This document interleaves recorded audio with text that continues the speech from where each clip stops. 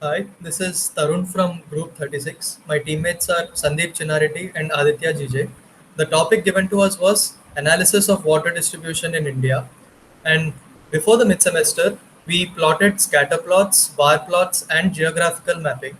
And for analysis, we decided that k-means clustering and associative rule mining would be two good methods to analyze the data given to us and look for patterns in it.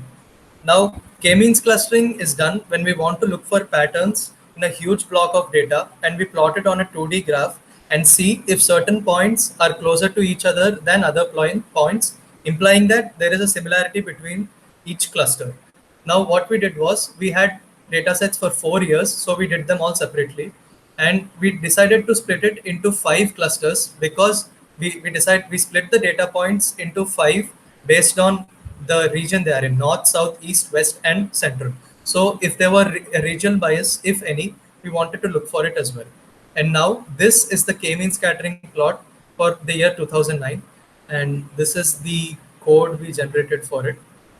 And one change we had to make was, since it was a 2D plot, we were looking for a bias against the reserved population or against the general population. So we created a new attribute called reserved percentage covered, which is equal to SC percentage covered plus ST percentage covered by 2 for each and every data point.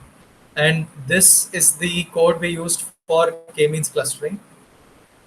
And this is the graph we obtained.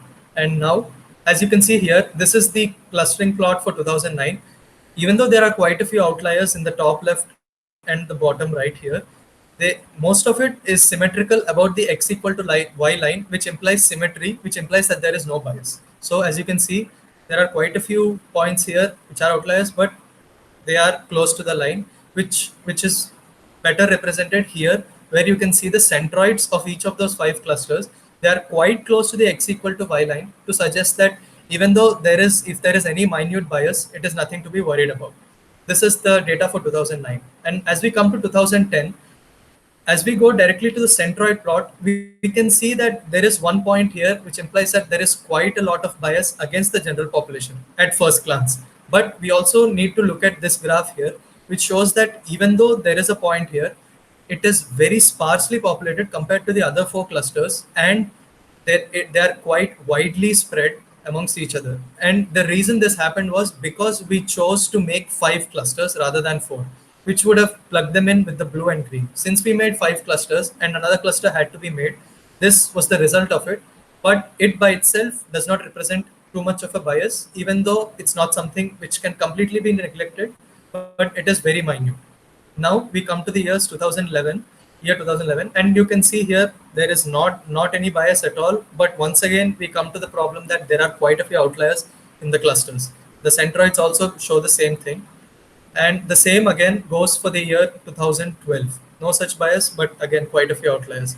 This essentially tells us that there is not a problem with the water distribution policy in the country, but how it has been implemented. So the main takeaway here is that the policy is good, but we need to have stricter standards on how it is being implemented in the country so that there is no bias and all the points come closer to the symmetric line. And now these were the inferences we were able to draw from k-means clustering. And now once we come to associative rule mining, we chose associative rule mining because we thought this would be the best way to represent associations between different occurrences of certain item sets. We thought this would be a good way to represent it. And so what we had to do was, this is the code we used for associative rule mining. We had to prepare the data set in such a way so that we could make it in a transactional data set.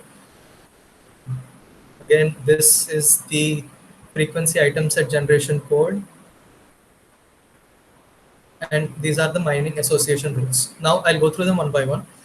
Now, so we had to make sure that the data set preparation was done properly. We had to bring it from a continuous to a discrete section so that we could make it transactional. And to do this, every data point was given 4 important parameters: region, population, adequate water coverage for the scheduled castes, scheduled tribes, and the general population. So 4 points. And now these were the discretizations we used. So SCCH would mean SC covered percentage is greater than 80%. H, M, and L represent high, medium, and low. SCC represents SC covered. STC is ST covered. GNC is general covered. and these were the 9 parameters we used. And now next we these and so we use these 4 values there, and now we come to the minimum population. So there were certain cases where the population of certain sections was found to be 0, so we omitted those, and we also put in a minimum population requirement of 100, so that even small variations of the data would not cause huge differences, because we use percentages here.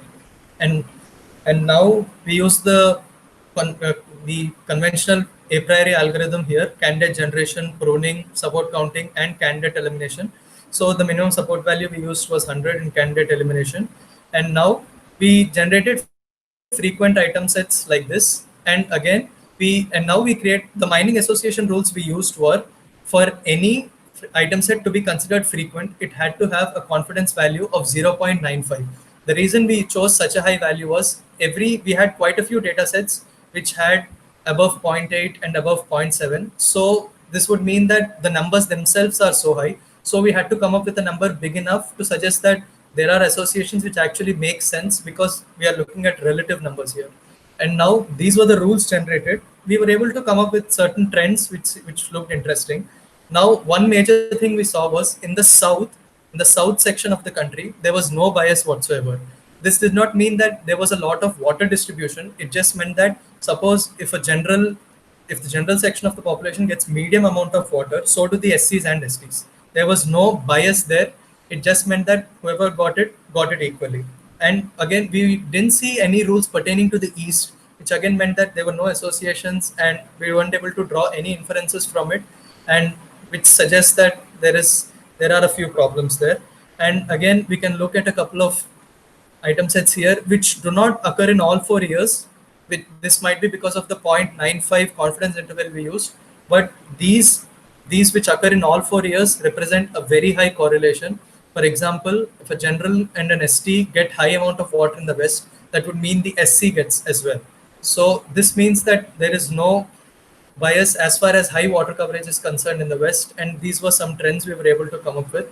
So as a whole, these were the conclusions we were able to come up with using k-means and ARM. And thank you.